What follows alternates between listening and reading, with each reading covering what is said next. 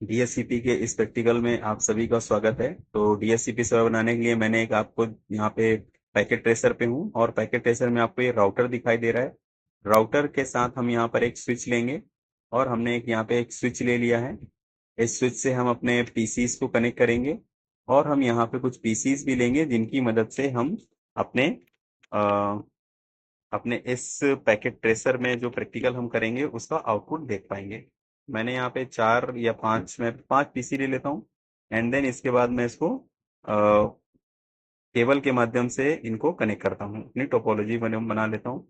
मैंने fast Ethernet port से switch के फास्ट इथरनेट पोर्ट को कनेक्ट कर दिया है।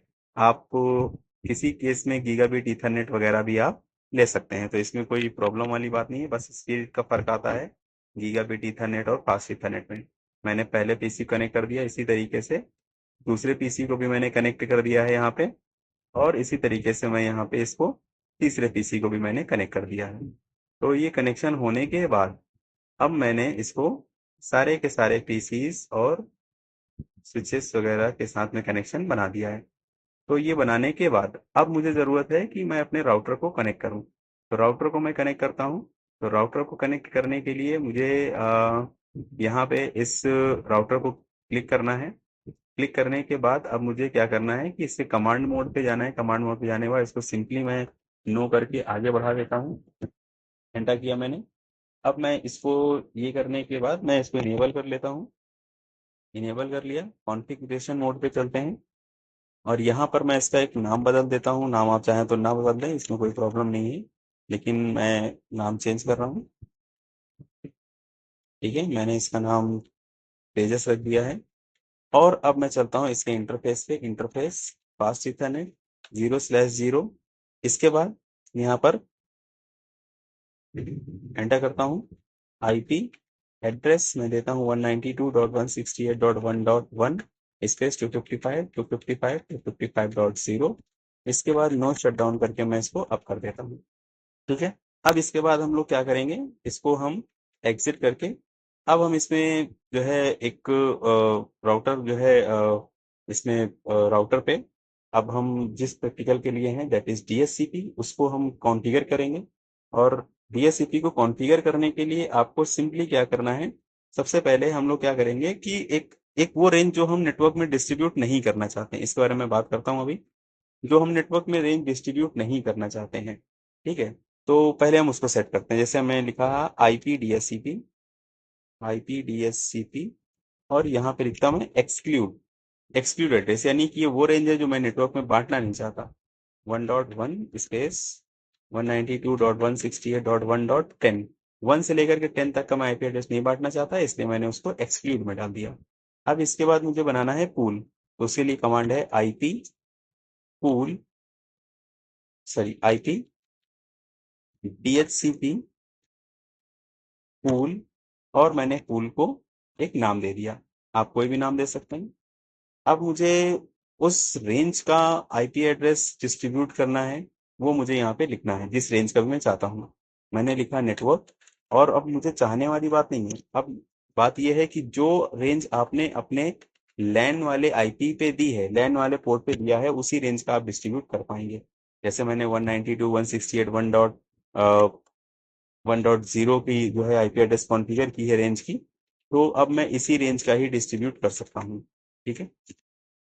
अब इसके बाद तो मैंने बता दिया कि ये हमारा नेटवर्क है, इसी रेंज में आईपी एड्रेस डिस्ट्रीब्यूट होगा। ठीक है। तो अब मैंने यहाँ पे बताया कि किस रेंज में आईपी एड्रेस डिस्ट्रीब्यूट होगा। तो अब आपको यहाँ पे दिखाई दे रहा है। अब आप यहाँ पे सेट कर सकते हैं डिफॉल्ट गेटवे। तो उसके लिए आपको कमांड यहाँ पे देनी है डिफॉल्ट राउटर। डिफॉल्ट राउटर यहाँ पे लिखा मैंने 192.168.1.1 वाला जो है डिफॉल्ट राउटर जो है, इसको हर एक क्लाइंट के पास जाएगा, यानी डिफॉल्ट गेटवे का काम करेगा ये वाला आईपी एड्रेस। इसके बाद में डीएनएस सर्वर अगर देना चाहूँ, डीएनएस सर्वर उसके लिए बताना पड़ेगा आपको 192.168.1.100। मान लो हमारी कंपनी के जो डीएनएस सर्वर है उसका आईपी है 1.100। तो मैं चाहूंगा क्लाइंट को आईपी एड्रेस मिले, उसको सबनेट मास्क मिले, उसको डिफॉल्ट गेटवे मिले, और उसको डीएनएस सर्वर भी मिले। तो these are the TCP IP settings. तो ये टीसीपी आईपी सेटिंग क्लाइंट को एक बार में ही मिल जाए, तो उसके लिए हमें ये सब डीएससीपी सर्वर पे अपने सेट करना पड़ता है। अगर आपने सेट नहीं किया है तो फिर ये कुछ भी उसको नहीं मिलेगा। मैंने एंटर कर दिया। एंटर कर देने के बाद ये हमारा डीएचसीपी जो है कॉन्फ़िगरेशन कंप्लीट हो गया है राउटर पे। तो अब हम लोग इसको देखते हैं, वेरीफाई करते हैं कि क्या हमारा ये काम कर रहा है। तो इस पे चलते हैं और अब यहाँ पर हम इसकी क्लिक करते हैं और मैं डेस्कटॉप पे जाता हूँ, आईपी कॉन्फ़िगरेशन पे डीएचसीपी पे देखते हैं कि आईपी एड्रेस इसको मिलता है। देखिए इसको 11 मिल गया क्योंकि मैंने एक्सक्लूड किया था 1 से लेकर 10 तक। तो 1 से लेकर 10 तक इसने नहीं बांटा, इसको 11 मिला है। इस पे चेक करते हैं क्या मिला है इसको। क्लाइंट के डेस्कटॉप पे चलते हैं, आईपी कॉन्फ़िगरेशन चलते हैं, डीएचसीपी भी चलते हैं। फिर इसके बाद यहाँ पे 12 इसको मिला हुआ है। इसके बाद तो सभी को ये आईपी एड्रेस डिस्ट्रीब्यूट कर रहा है, साथ में डिफॉल्ट गेटवे सबनेट मास्क। देखिए डिफॉल्ट गेटवे 1.1 मिल रहा है और डीएनएस सर्वर में 1.100 मिल रहा है।